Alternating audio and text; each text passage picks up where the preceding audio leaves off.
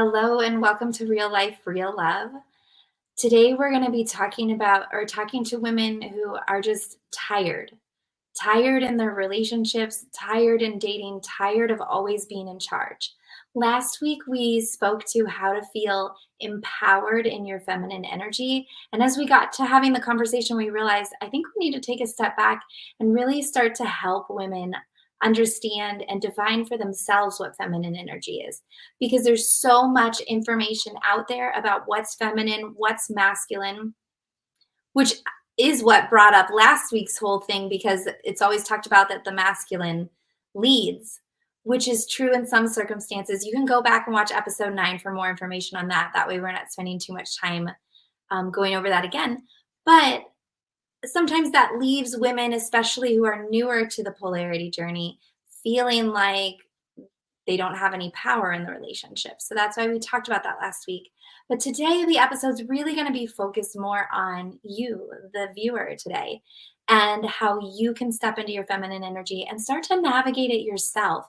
Because it's a foreign energy for us who are, like I was talking to Hayley about this, who are more type A, very driven, used to being in charge, used to goal setting, used to being the leader when you get set on a group project, that sort of stuff.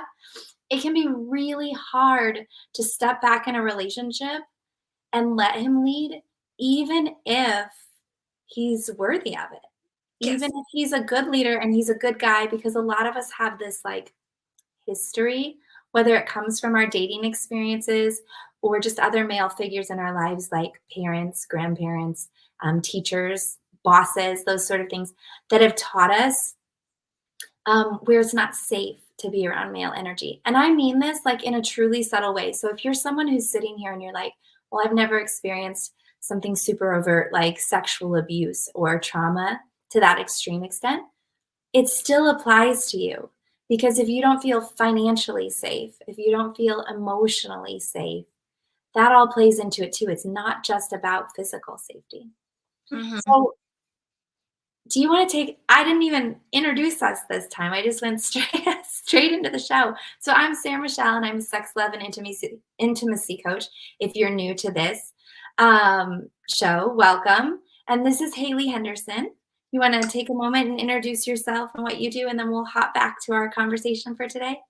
Yeah, so my name is Hayley Henderson, and I am a style coach. So I help women not just know what to wear, but why. Because it's the same as sort of in relationships. Like if you know why a dynamic works, like instead of somebody giving you a script and saying, put this with this to get this result, if you meet a different person or you're older and it's different circumstances, and the same with your wardrobe, if somebody says put this blazer with this jean and you don't know the fundamentals of why, which is why this is important to have these conversations, you can go out and recreate, and you can go out no matter what is in the shop, you will know, because like things like your arm length is going to always be the same, your shoulders, your torso, like as adults.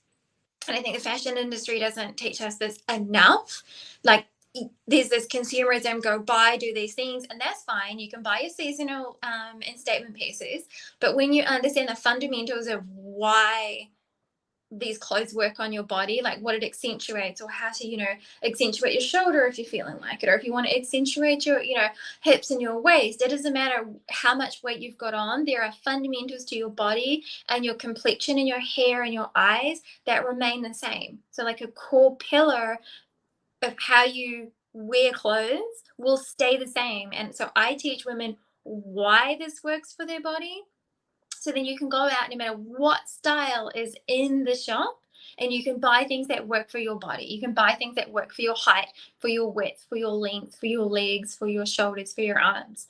And, these conversations are just the same. Like, we're not saying, like, go look for this type of man or you are this type of person. It's explorative conversation, and it's working from the place of why is it this way, and being okay with that, and being okay with It's not a man and a woman, it's masculine and the feminine, and it's creating a balance and it's creating a dynamic and having a healthy conversation about it. We're not saying this is right or wrong, it's just a perspective and an experience. And listening to this, it just diversifies your listening portfolio.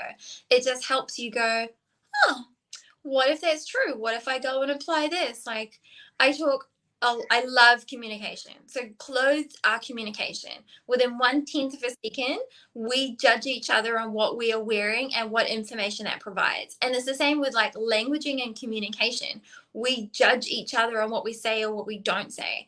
And I think it's critical and important, especially given, the last couple of years of isolation and panic and change in values and freedoms. And gosh, even this whole travel thing, like the lockdown of not being able to go into country and stuff. Well, Australia and New Zealand, I think the rest of the world did different things to us. I think it's important to see the fundamentals of it, like these core pillars of what is masculine, what is feminine, and what is it to me, and how does that feel, what does that sound like, what does that look like. And we've all had conversations with somebody, like whether they're important or surface like, and the next time you have the same conversation, you can change your perspective on it. You can be fluid. You can be like, well, I learned this the other day, or I had this perspective. And I think it's important to, think about the things we always talk about in our conversations, that the relationship is an agreement. It's the space between you two, that what you look after or don't look after, and how you nurture that, and how, the typical man, and I don't mean typical as a terrible term, it's just I struggle with any other kind of word, Mhm.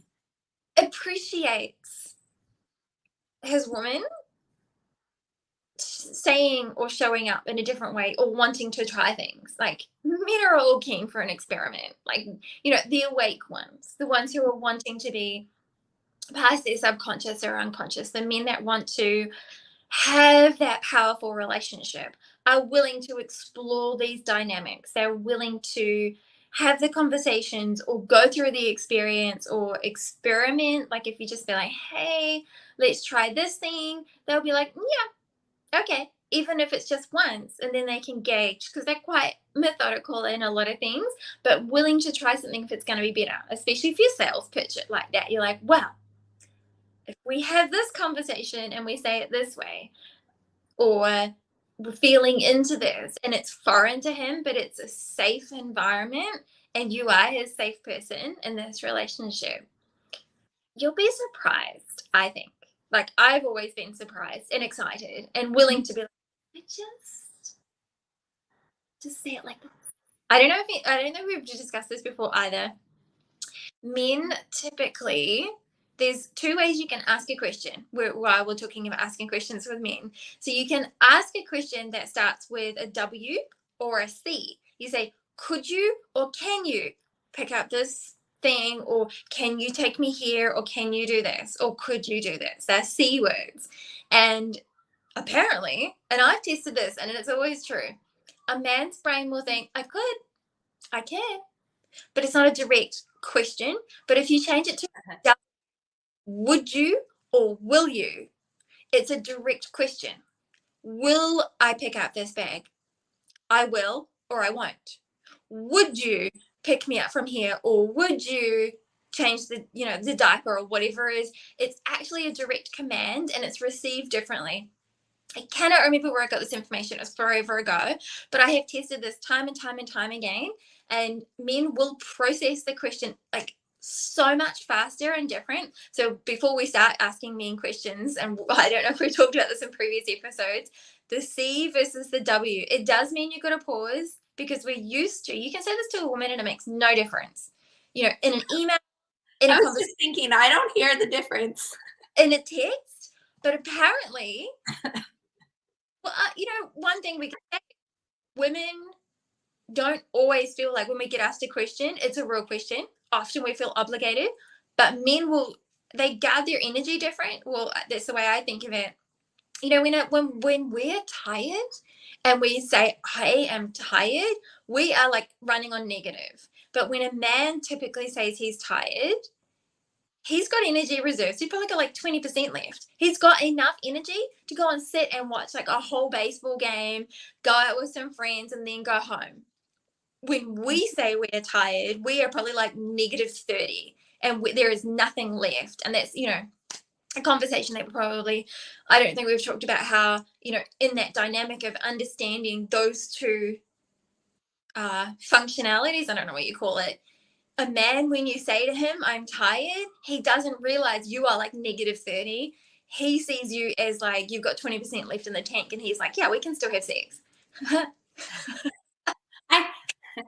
I But think, yeah, I mean, I think communication is such an important topic because we do communicate from two different sides. And I think it's so important to be able to just like pause and ask questions. I was watching something from Jay Sheedy last week, I think it was, and he was actually talking to his wife, and it was just being filmed. And she asked him something about why, when we're sitting down and I say that I'm thirsty, why do you get up and get it for me when I'm closer to the fridge? Like, doesn't it make you mad when I'm all needy and stuff? And he had a bigger conversation around this. But the important part for our conversation today is that he said, I always have that initial voice that's like, she's being so needy. Or why doesn't she just get up and get it herself? Like that sort of thing. He said, I always have that initial voice. I've just learned I never listen to the initial voice. I let it say whatever it needs to say. And then I go into like the contemplation of it or whatever, like that. Okay, what's going on here? And he said, what I realize every time is all you want is love. And the way you're asking me to show you love right now is to take care of you. And when I look at it that way, I'm no longer resentful thinking she's so lazy. Why does she deserve to sit while I get up and get it? I'm thinking, oh, she's not feeling loved or connected right now. And she's literally giving me the map and saying, if you get me the glass of water right now, I will feel connected and loved by you. He's like, so when I look at it that way, it's like, well, yeah, why wouldn't I get the glass of water for you? And I was like, that is brilliant. Just straight up brilliant, because it's so true. When I think back, anytime, actually, okay, let's transition here because our conversation was supposed to be about feminine energy. And I think this is really important because feminine energy receives. It is receptive by nature. And a lot of us don't ask for what we want, need, desire, because we can't receive it. When we're stuck in that masculine state of doing, instead of the feminine state of being, we do run that dialogue through our head that says, I'm closer to the fridge, I'll just get up and get it. Or I don't want to bother him, he's been at work all day. Or whatever that thing is. Yeah. But that's you not being receptive. And it's also like, this is going to probably be a hard pill to swallow, but it's also you emasculating him because you're not allowing him to show up and serve you in his masculine, which feels just as good to him as you being allowed to receive in your feminine does to you. Yeah. And just because, go ahead. That's how we get to the negative 30 in our energy. Yeah, because we don't learn how to receive. And it's not like you're never going to give to him. You're totally giving to him. In fact, you're going to give to him as soon as you get that water and you're like, thank you. And you're happy and you're expressive about it. Or maybe he brings you tea or coffee or whatever your thing is, right? And then all of a sudden you're happy. I mean, how many of us, so I used to be married and he would always make comments. I didn't notice this until later on. He noticed it first. But whenever I'd eat really good food, I'd wiggle my toes. And you know how some girls like dance when they're like, I got my food and it's so tasty. My toes would wiggle or they would curl. And he would always comment on that. Oh, it must be a good slice of pizza. Your toes are wiggling. And I'd be like, oh, like I'm so in my own world. But like those sort of feedback things, when you're so in your body and you're just enjoying whatever's happening, whatever that physical experience is, like men feel through you. So that to them is a gift because otherwise they're up here in their logic. So when we talk about this, The first thing that I always teach women is, for me, when I'm in my feminine energy, which is funny because I just had to sit up. When I'm in my feminine energy, my chest is open and it's soft. Like you can literally, I always picture it like a rose just blooming open. And so think about that. Like, what things do you do and when are you naturally in that state?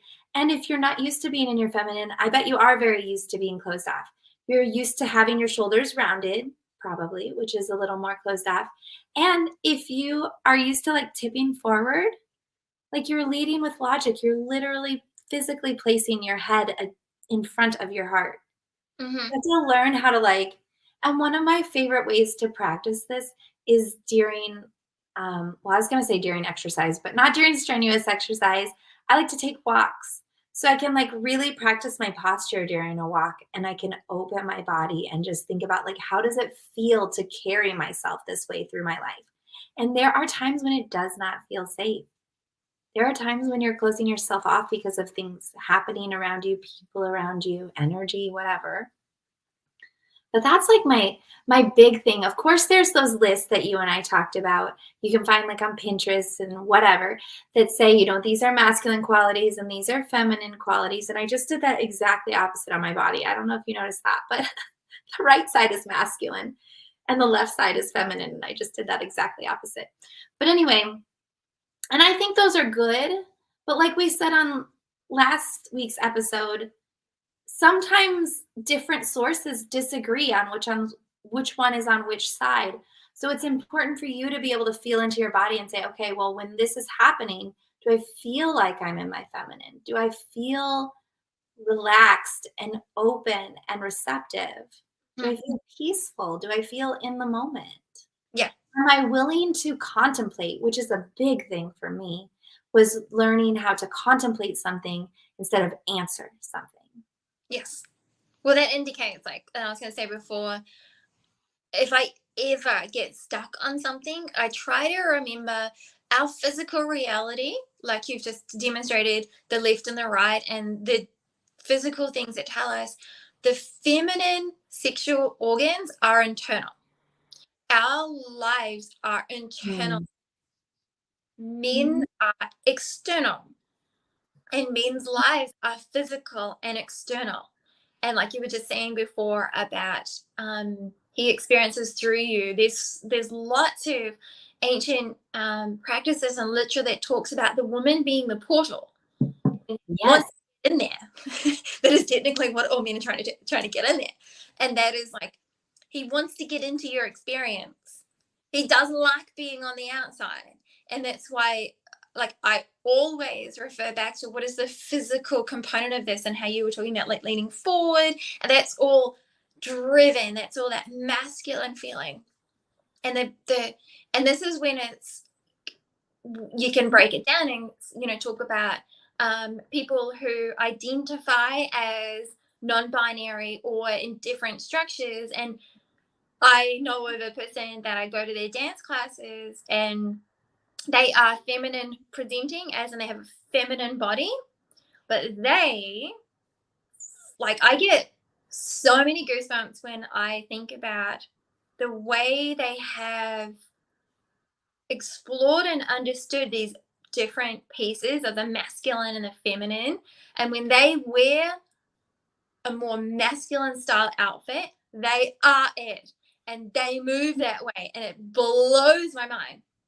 And when they choose a more feminine dance and a more feminine outfit and move that way, it's incredible, the embodiment of what these two things are. And I look at the visual context every single time, because I see, it's the track pants, it's low hung, there's a different way that they actually hold their body, and it's one person, and love them dearly, and I appreciate the journey that they took to get to that point, which a lot of people, and I know that this can be a sore topic or a confusing topic and things like that, but when you listen to somebody who purely identifies as non-binary or a different gender than what they were born into, and it can be heartbreaking, but also it can be informational and lessons learned. Like at one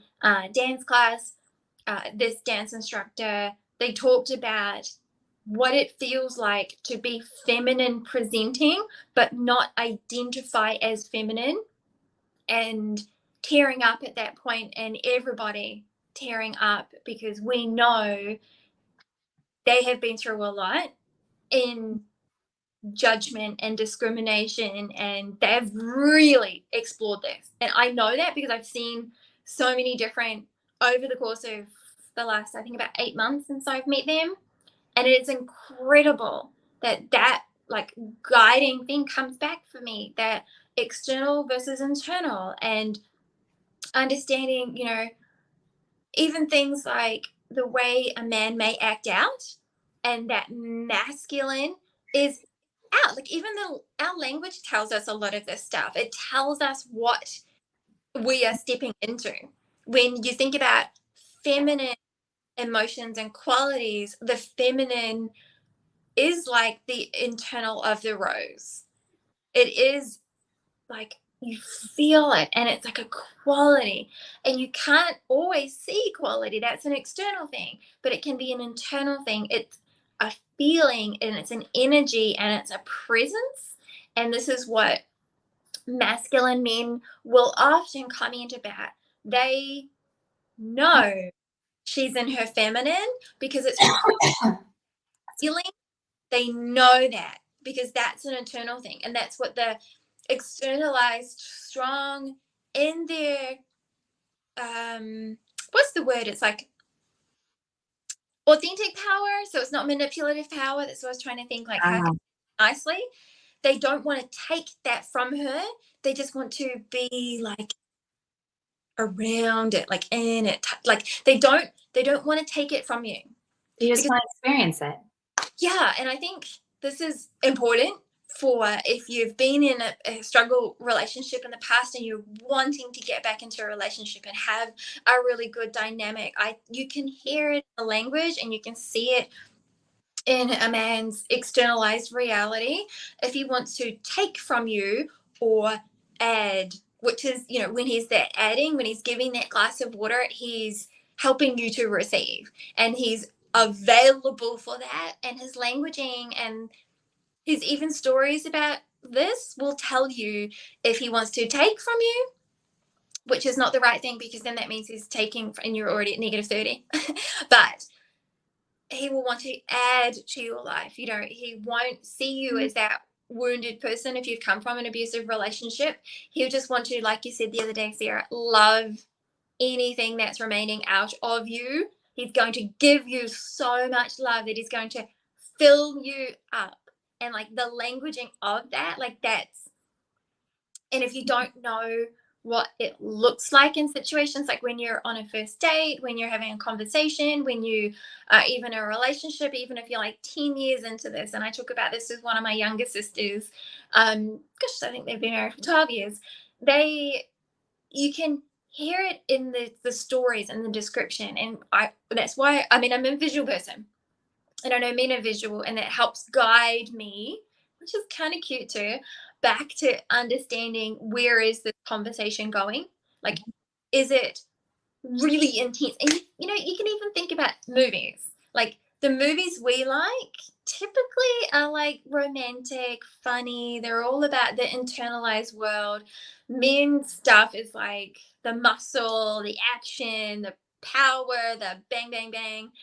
And I saw a TikTok the other day, and this it was like a quick interview, and this young kid was going around and saying to these guys, what do you think a girl is looking for in a guy? And it would have been the campus, and every single one of the boys answered over 6 foot, broad shoulders, high income, all of these external qualities.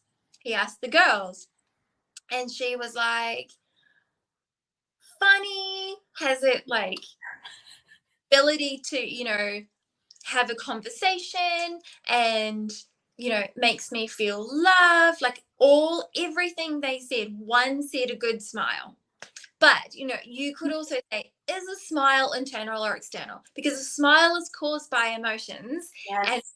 experience. So it's still, even though it's an external description, which is the only one, and the women who do describe wanting men, they didn't in that one, but I know the women who do describe it, because the comments on it was like, what about, the women who say, I want him to be taller than me? And it's like, because I want to feel safe, which is a feeling, which is a feminine, internalized experience and quality.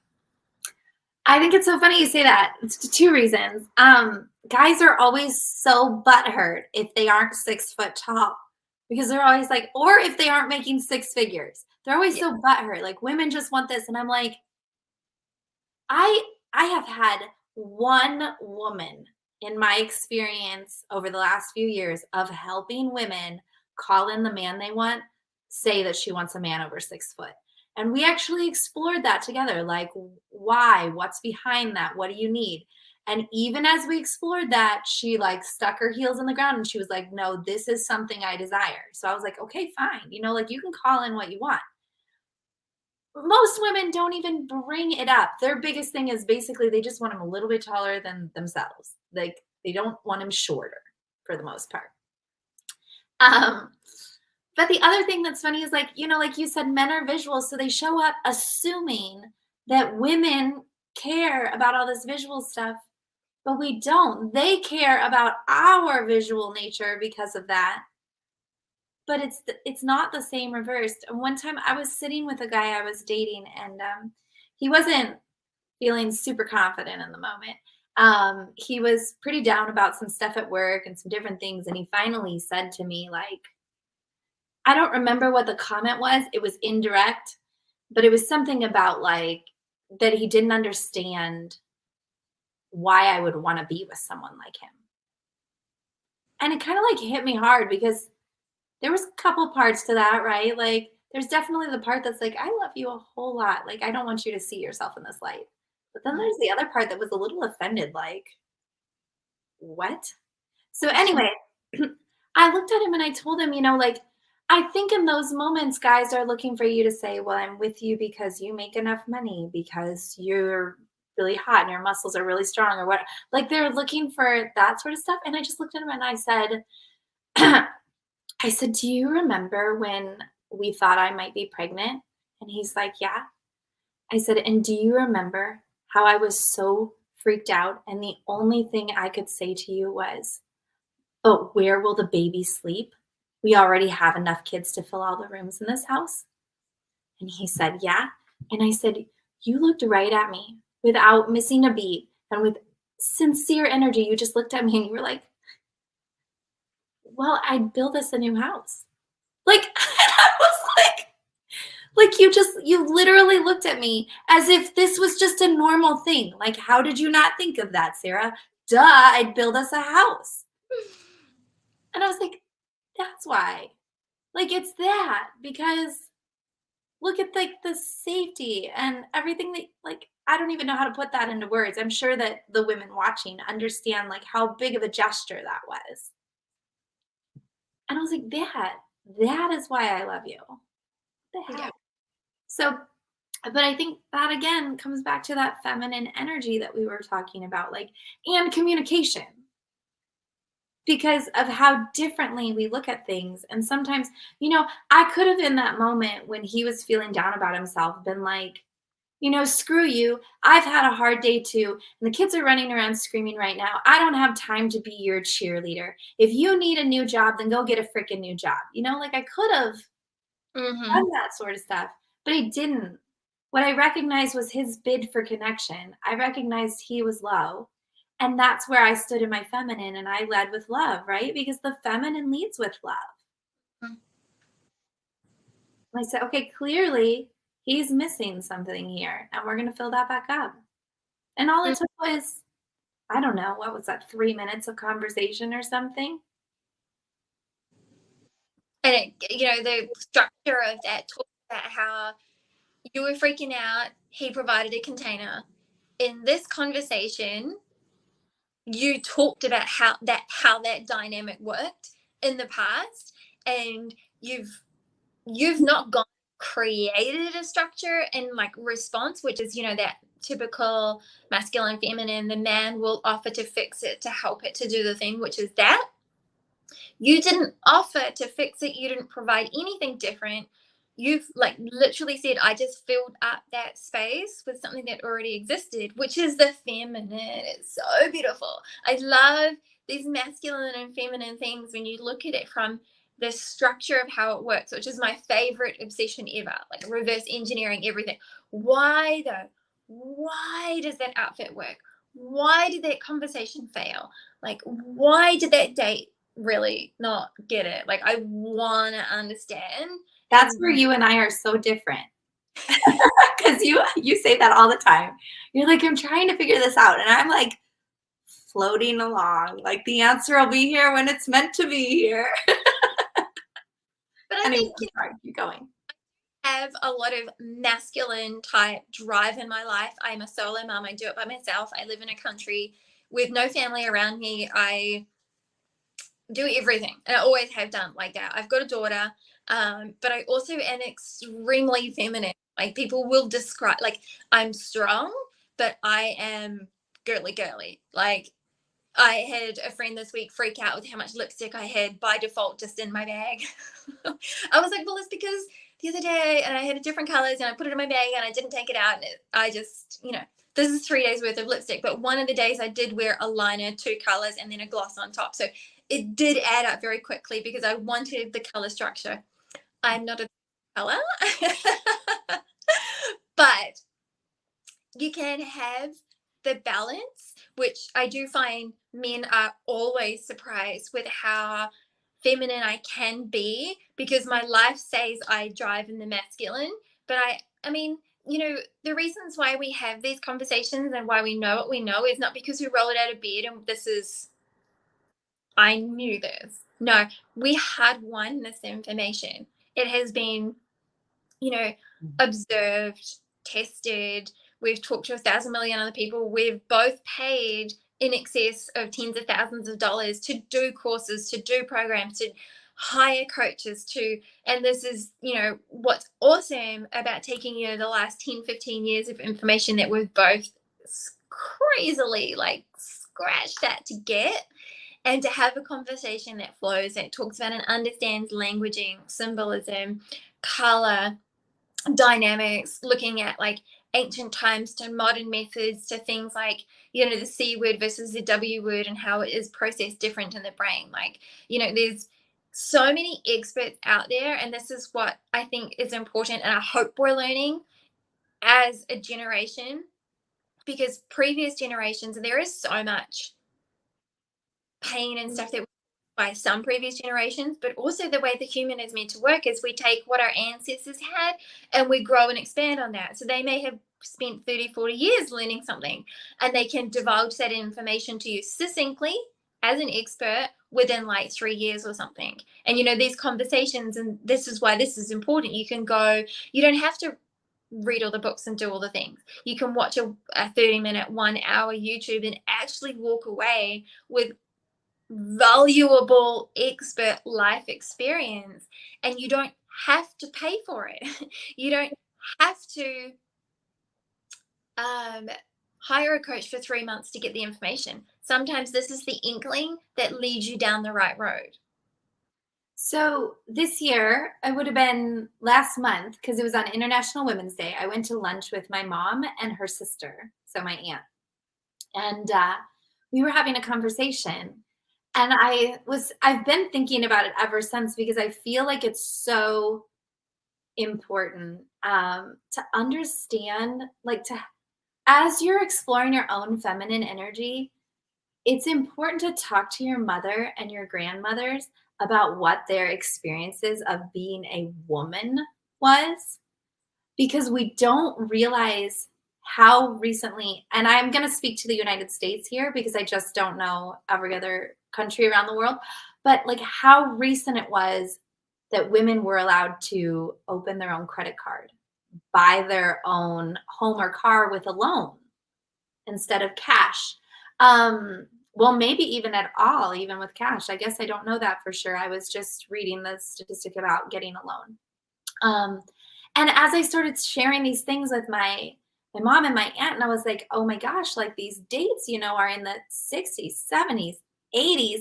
Some of them were in the freaking 90s. I was like, I was alive and didn't know this was happening. Both my mom and her sister could remember when they started being allowed to wear pants to school. That blew my flipping mind. Something I totally take for granted that I can wear pants anytime I want to, which really gave me a lot of empathy for because I do talk about masculine and feminine, and there's this kind of generation of, I'm going to say older because they're older than me, women that will come across my post and they will immediately get offended because they perceive what I'm sharing as like wanting to go back to the Mhm. 1950s, 1940s, whatever. And I don't see it this way. I don't see it going backwards at all. I see it as learning what it was like to be completely under the control of men, then seeing what that fight was. It's almost like a pendulum swing to the other side, right? Because then we had this fight to pull out from underneath men. And now we're in the space where we get to look at it and we get to go, okay, what did we learn from both of those things? What was the best of both of those that we do want to hold on to and keep and take forward? And what bad parts are we leaving behind that we're going to completely create new now for? Because when I think about polarity now and working with masculine and feminine energy, I'm thinking of it from a very healthy masculine and a very healthy feminine. I'm not thinking of the toxic masculinity and patriarchy. I'm not even thinking of the toxic femininity or matriarchy. I'm thinking of this society where we get to show up in alignment with ourselves, and that naturally creates a magnetism everywhere else. So we're aligning with the right people, the right relationships, those sort of things. Um, anyway, the reason I was started all of that was I think it's really important to talk to your moms and your grandmas and stuff to understand, because it'll help you understand what you learned from them. Because some women, like let's say the 80s, I'm going to say that because that's when I was born. And so what I'm experiencing from my own family. But like in the 80s, there was these women who had now kind of come. So here in the United States, we saw a lot of the feminism stuff happening in the 60s, and then it continued on.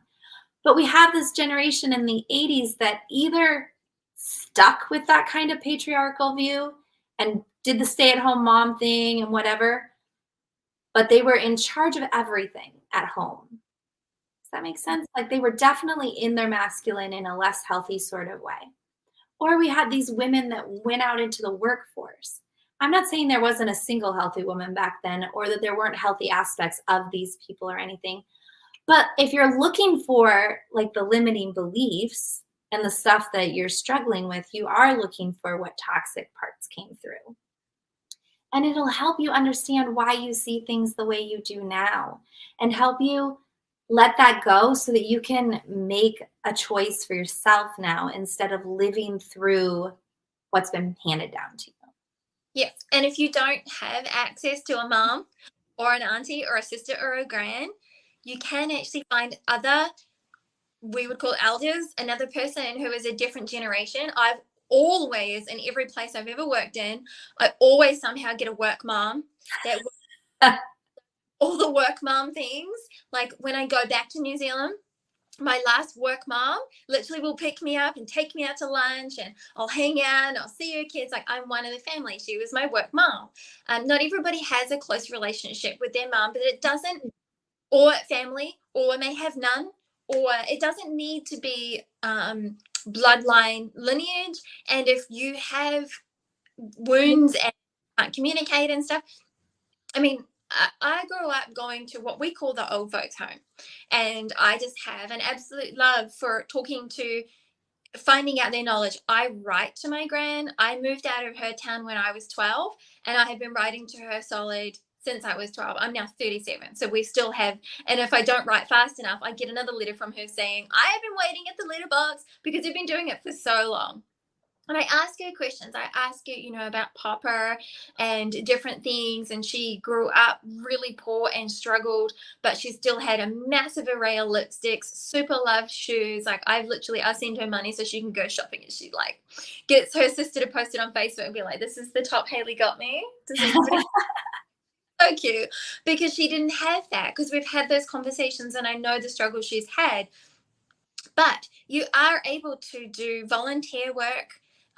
There is an elderly home around the corner from my house, like literally 30 seconds walk, and I've called them and emailed them about doing going in and seeing what services I can offer, not meal prep, but actually time with these people. It's beneficial to you, but it's actually majorly beneficial to these other people. When I grew up, we spent a lot of time at the old folks home.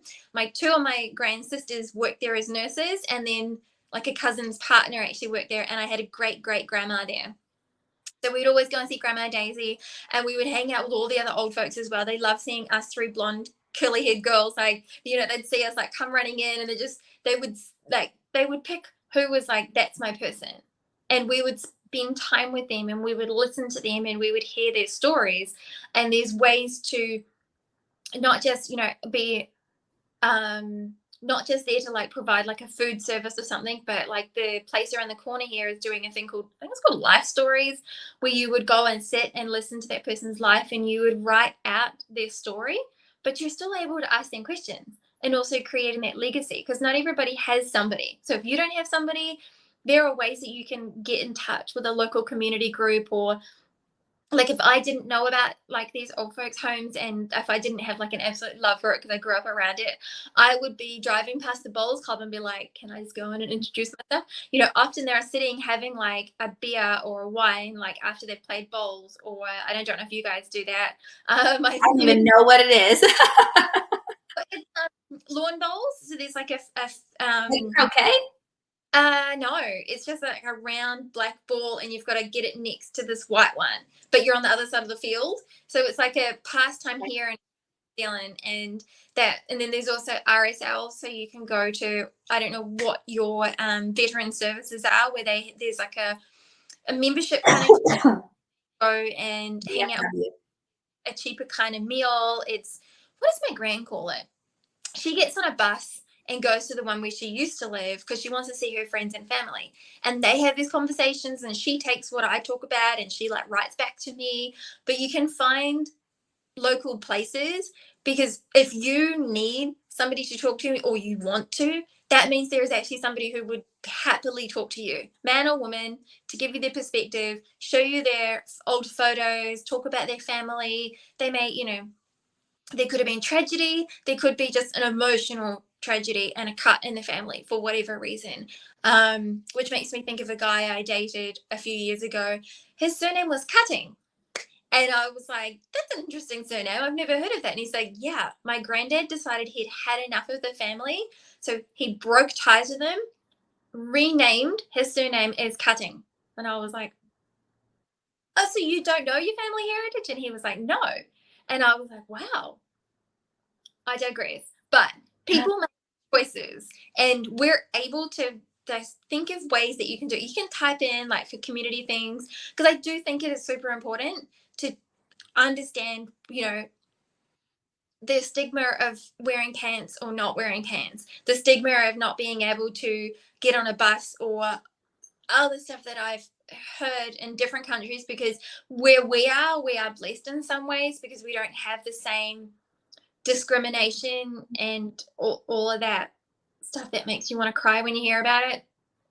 So there are things that people struggle with that you don't know, and then there is real cultural appropriation and other things. And you talking to a real person gives you a real understanding and perspective of sexism, cultural appropriation, how to be available. And it may not be directly like dating a man or being in a relationship with a man, but it gives us these understandings and life skills. Like with my friend who identifies as non-binary, even though is very feminine presenting, the only reason that I know about this is because I've spent time with them, and I've learned, and I've been aware of what is going on for that person.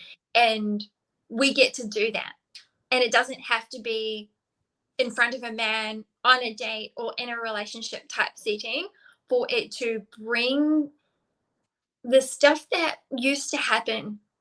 If we think back to tribal, if we think back to different cultural society ways when people, lived in tribes and this was their family. I was going to say today, but I'm from New Zealand and I have different language sometimes.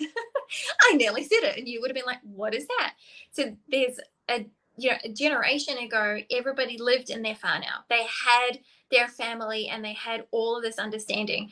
And I think it's important now that we've created separation and we're learning these things and coming back together to create these ties and realize that it helps us understand each other more. It helps us understand not just the scientific, factual, this is how your neurons work in your brain, and this is why you say this to this person, but you learn habits. And we are energetic beings. And when you talk to these people and in different situations, it absolutely helps you in your relationships with dating, with meeting a man, with being in a relationship with a man, because we all come at this from different perspectives. And when you've got more information like on your plate, it's the more you can actually like intelligently go, that sounds like that. Or, he might be coming from a different perspective because you've spent time with other people learning from a different angle. And it absolutely adds to relationships and that masculine,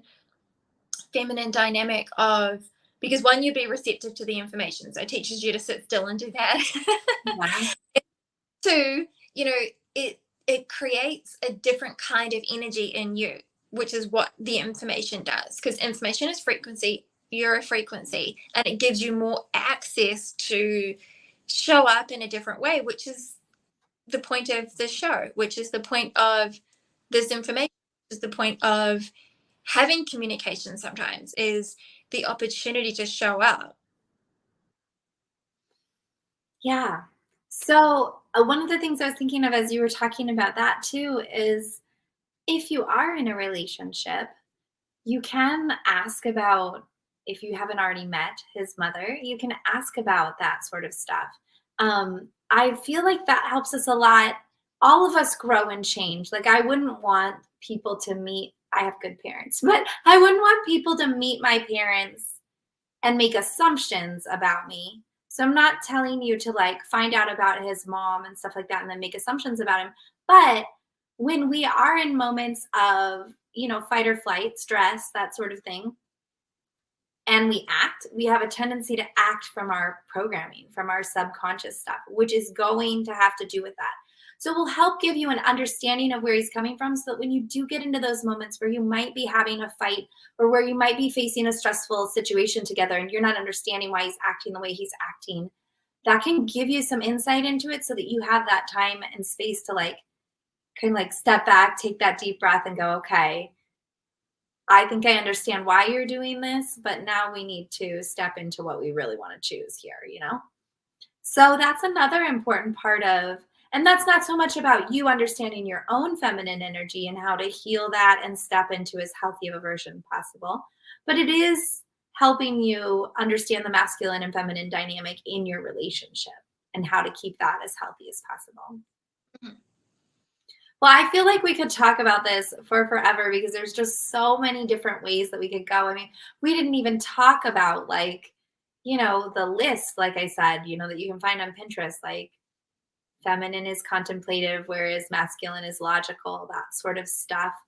But that's easy to Google and whatnot. So feel free to do that.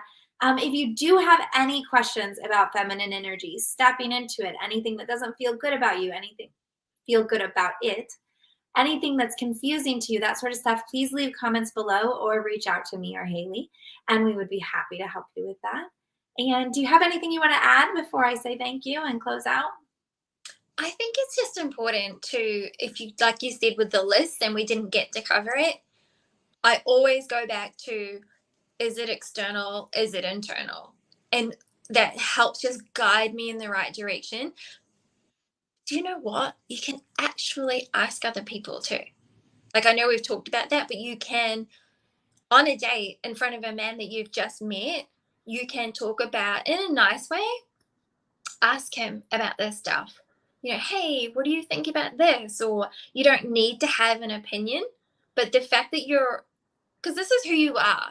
So Mhm. if you ask a conversation, because if you don't understand it, or you're struggling with something, or you're wanting your next relationship to be different and you're just still trying to figure it out, because the relationship potential with this person is based on who you are anyway. If you ask a question that is a standard part of who you are, and you can gauge his reaction too, but also you'll normally learn something, even if you don't go out with this person again. They'll tell you stuff, and my experience, you just feel like, what? Okay. I've had some of the best conversations ever with people I didn't end up in a relationship with, because we just had the conversation. And they're always surprised, because typically when you go out on a date, women are scared to say stuff. Whereas I'm like, hey, and the confusing bit is I'm fully in my feminine on a date. Like, I am wearing the most girly good clothes ever because I can. And I am fully in my feminine energy and I set the container up by ahead of time. I'll say what I expect, as in, I'm organizing a babysitter, etc. But what I expect in the date is I would love to not make all the decisions. And, it helps that person realize, like, I'll say, I only drink Sauvignon Blanc and I prefer from Marlborough.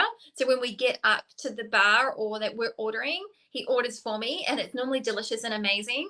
And he's done it. So, like, it sets that up. And so I think it's just important to have these conversations as well, if this is part of who you are. I Because, think it's interesting that you bring that up because the feminine energy is indirect, but I think we're taught that, like, I feel like we're taught that being indirect like that is kind of manipulative is the word that's coming to my mind, but there's something else I am trying to come up with. Uh, but it's actually the masculine likes to solve the problem. And yeah, so when you say things like you're saying right there, like, this is my preference, that's you in your feminine giving him the opportunity to step in and solve the problem, be the hero, that sort of thing, even in a small way. But that is feminine, because if you instead said, order me, what'd you say? What the white wine? Is that yeah, right? I don't drink wine. Okay. So if you instead said, order me a white wine when you go up there, like, that's direct. That's masculine energy. That's telling him what to do. That's emasculating.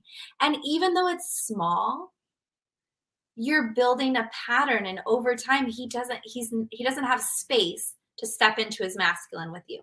So when you do these other things, you give him space to step into his masculine, and if he doesn't step into his masculine with you, well, then he's not capable of doing that, yeah. because a And man who has already explored enough of his masculine energy, or knows, just naturally does it enough, he's going to do that.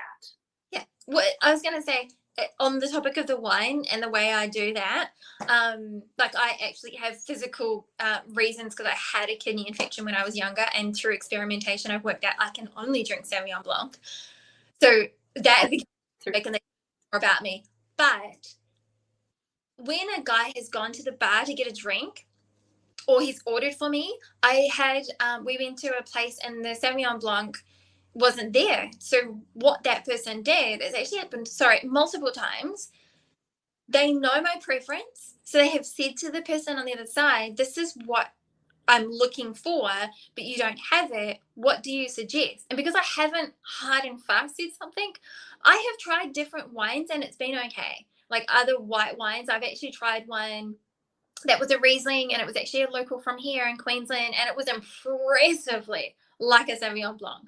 And I wouldn't have had that experience, and he wouldn't have been able to provide that, even though it's nothing to do with even who pays for it or any of the other stuff. It's the experience. And I was like, oh, he goes, bad news, they don't have Sauvignon Blanc. And I was like, I'm like super nervous, like, oh my god, what am I going to do, because what if I end up sick, and which is a risk. And so, he provides this other option. He'd spent the time, told me all about it, because I wasn't there. I only know because of that. And I sat there and thought, I am going to try this wine. because of the whole experience and what it provided. And Mhm. he to provide, and it was an externalized thing, and I was able to receive, even though I had helped with the information because he didn't know me, and I had a wonderful experience. And him on the other side was just like, yes. He's like, I he's know. so scared, and I'm open and willing to try things. I'm open to ideas and concepts and stuff. I have very few no's, only because my daughter's anaphylactic. So there are a couple of things that I cannot cross the line on, but it's only for that reason. Everything else, especially if I'm out like by myself as an adult woman without a child, I'm open to trying. These And seem like little things, but it's these little moments that when you learn how to do these little moments one after another, it just feels magical to be in these relationships. yeah, and then they know forever because you've contributed. Because there's also that thing, I don't know what to call it, where they're like, she doesn't know what she wants to eat. But if you provide a few different preferences, or you just really honest, like you said earlier, like you didn't like a particular type of Asian food, that's fine. That means it gives them anything else on the globe or potential in this town to, treat you to something different. Or it just gives options where they can go and hunt together, do the thing. I don't always subscribe to that being the thing, but that's kind of what that is. That gives that option, and you're available to receive. Whether you like it or not is, I think, irrelevant, because it can make a good story. It's a good experience. And we're Yeah. both, that's the relationship, that's the experience, the space between us. It's like getting, different types of foods, or having different conversations that you remember. Do you remember the times when you were in the Italian restaurant, they didn't have that type of wine? He's brought out something different. You remember when you were in like this local, it's a vegan alternative craft bar, and he's brought a different wine back to you, and you've tried something completely different. It's local and you're obsessed. And so you never really know, but I think it's the feminine is the being potentially available for it, and then potentially available for what he does may not be perfect what your ex did, etc., but you can still be receptive to it. And he's gonna I did that, he's gonna be that person that is almost like, yeah, that was me. Like, he gets really proud, his shoulders will often pulled back. He'll often be, chest out, like, that was me. Doesn't matter at all, but it does, because like these like little moments means you're receptive. He like was able to provide, even if you, like I say, doesn't matter, because it doesn't matter if you like it or not. It doesn't matter if the wine was agreeable with me or not. Like, the experience was so cool.